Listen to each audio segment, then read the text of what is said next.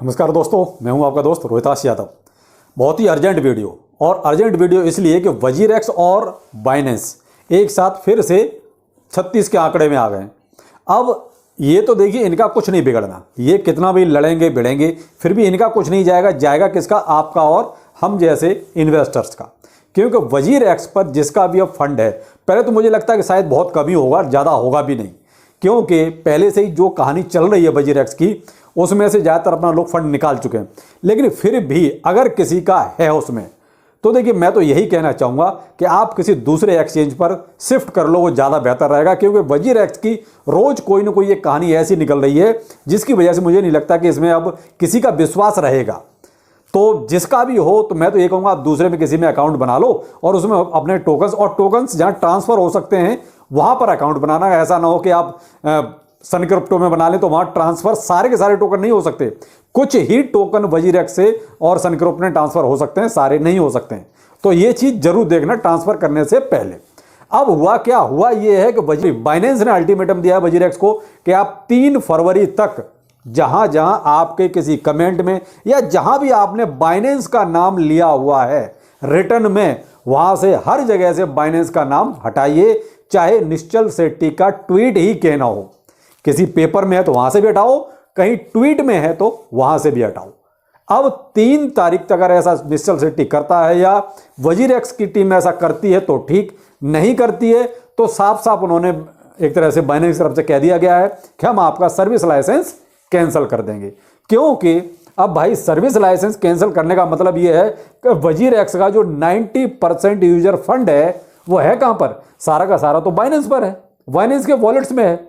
वो वहां फंस जाएगा, वहां फंस जाएगा तो होगा क्या? फंसेगा वजीरेक्स का थोड़ी फंसेगा, फंसेगा तो आपका फंसेगा, जो लोग उसको यूज कर रहे हैं।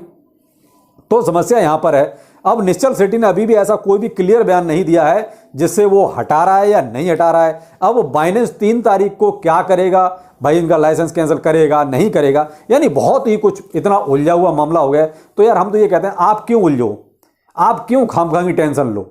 इससे बेहतर है कि आप एक अकाउंट कहीं दूसरी जगह बना लो और वहां से अपना टोकन जो है उस एक्सचेंज पे ट्रांसफर कर लो। आप निश्चिंत हो जाओ, चैन की नींद सो। इनकी लड़ाई तो देखिए चलेगी, ये तो कन्फर्म है। क्योंकि जब से ईडी ने वजीरेक्स को परेशान करना शुरू किया है तब से बाइनेंस भी परेशान है। क्यों? कहीं ना कहीं वजीरेक्स ने साफ साफ कह दिया कि भाई इसमें जो है बहुत सी चीजें तो बाइनेंस की हैं, हमारा कुछ है ही नहीं। अब जैसे क्रिप्टो टू क्रिप्टो जो भी ट्रांजैक्शन हो रहे हैं वो सारे के सारे बाइनेंस हैंडल कर रहा है, वजीरेक्स का कहना है। और क्रिप्टो टू आईएनआर जो भी ट्रांजैक्शंस हो रहे हैं वो हम हैंडल कर रहे हैं।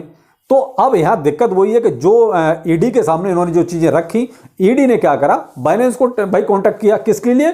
क्रिप्टो टू क्रिप्टो ट्रांजैक्शन के लिए, कि भाई उसका बाइनेंस ने ऐसा ईडी को अभी तक कोई भी रिप्लाई नहीं दिया है। तो अब बाइनेंस ये चाहता है कि भाई हम इसे पचड़े में न रहें, इससे बेहतर है कि ये सारी चीजें पहले वजीरेक्स से खत्म करवाओ। एक तरह से कहते हैं कि मेंटली फिजिकली हर तरीके से ऊपर से प्रेशर बना दिया गया है वजीरेक्स पर। अब भाई देखिए, ये तो बड़े बड़े लोग हैं, लड़ेंगे, इनका कुछ नहीं बिगड़ेगा। निश्चल शेट्टी आराम से दुबई में बैठा हुआ है, बाइनेंस अपना बाहर बैठा हुआ है, तो यहां कौन रह गया? आप रह गए, हम रह गए। तो इन्हीं का सब नुकसान होना है। तो इसलिए ये वीडियो बनाना बहुत जरूरी हो गया कि साहब देखिए वजीरेक्स का, अब मैं तो कहता हूं देखिए मेरा अपना आप कुछ भी नहीं है, बहुत छोटे छोटे थोड़े टोकन पड़े हुए हैं, अगर वो चले भी जाए तो ज़्यादा फर्क नहीं पड़ता। लेकिन मोटा फंड मेरा वजीरेक्स में नहीं है, केवल नाम मात्र का मैंने रखा है। वो अगर चला भी जाएगा तो कोई दिक्कत नहीं है। मैं तो देखिए अपनी पोजीशन क्लियर कर सकता हूं कि मेरी पोजीशन वजीरेक्स पर ये है। बाकी आप देखिए आपको क्या करना है। मेरा काम था आपको अलर्ट करना कि वजीरेक्स दिनों दिनों अब जो है वो कहते हैं कि आपके लिए नुकसान का सौदा प्लस खतरनाक होता जा रहा है कि इधर ईडी और उधर बाइनेंस दोनों ने वजीरेक्स को इस तरह से परेशान कर रखा है। तो कहां तक वजीरेक्स अपने आप को संभालेगा? सीधी सी बात है। तो अब आप इस चीज पे जरूर सोचिएगा, ठीक है। और 3 फरवरी का यहां भी ध्यान रखिए, 3 फरवरी को एक तूफान मचा रहा है बिटगेट और 3 फरवरी को तूफान ये भी मचा रहा है वजीरेक्स, यानी एकदम उल्टा सब कुछ। अब आते हैं थोड़ा सा यहाँ बिटगेट पर जो है कुछ कमेंट आ गए कि भाई 50% प्रॉफिट दे दिया, तो थोड़ी कुलबुली तो हो जाती है ना, सर क्या करें, प्रॉफिट लें या नहीं लें। भाई कितनी बार कह चुका हूं, कम से कम फाइनेंशियल डिसीजन तो आप अपने आप लो ना। मैं अपनी ही पोजीशन तो क्लियर कर सकता हूं, क्योंकि पैसा आपका है तो भाई डिसीजन आपका ही होना चाहिए कि आपको प्रॉफिट लेना है नहीं लेना है। 50% प्रॉफिट हो गया, उसके बाद भी आपको सोचना पड़ रहा है, तो बताओ यार कैसे काम होगा। देखिए साहब, मैं अपनी पोजीशन आपको क्लियर करता हूं। जैसे मैंने फ्लोकी में अपनी पोजीशन क्लियर करी थी पूरी तरीके से। जब तक मुझे लगा कि प्रॉफिट नहीं लेना, मैंने क्लियर कहा था मैं प्रॉफिट नहीं लूंगा। जब मुझे लगा कि फ्लोकी में 20 से 25% प्रॉफिट लेना चाहिए, मैंने लिया और तब से फिर प्राइस नीचे ही है। आपको भी ये चीजें क्लियर है। यहां भी अभी मैं प्रॉफिट नहीं ले रहा हूं। बेशक 50% प्रॉफिट हो चुका है, लेकिन फिर भी मैं अभी प्रॉफिट नहीं ले रहा हूं। मैं इसको और देखना चाहता हूं, उसके बाद देखूंगा क्या करना है, क्योंकि मैं इसमें जो है सारा लॉस मेरा रिकवर हो चुका है हर तरीके से, और अभी मैं अच्छा खासा प्रॉफिट में हूं। ये भी मैं बता दूं आपको, बिटगट में जो भी है मैं प्रॉफिट में हूं हर तरीके से। पीछे का जो भी लॉस था वो सब रिकवर है, लेकिन फिर भी मैं अभी प्रॉफिट नहीं लेना चाह रहा हूं। ये मेरी स्थिति है। अब आपको क्या करना है, आप अपना उस हिसाब से सोच सकते हैं। मैं इसको और देखूंगा कि मुझे कहां पर जाके प्रॉफिट लेना है, तो वो बाद में देखूंगा। अगर उस टाइम पर मैं आपको अपडेट भी करूंगा कि मुझे प्रॉफिट कब लेना है। करंट में प्राइस जो है 6 टाइम 046 की सीरीज में चल रहा है, जो लगभग जो है 6 टाइम 051 की सीरीज तक गया था। तो ये बोलिए ना, लगभग 50% के आसपास ऊपर चला गया। हाँ, यहाँ फ्लो की भी थोड़ा सा ऊपर गया है। अभी फ्लो की जो है लगभग 8% फ्लो की भी प्राइस ऊपर इंक्रीज हो चुका है। बीटीसी ने आपकी एक फिर दोबारा से 23,000 की लेवल छू ली है, यानी कि 23,100-150 के आसपास डॉलर के आसपास चल रहा है।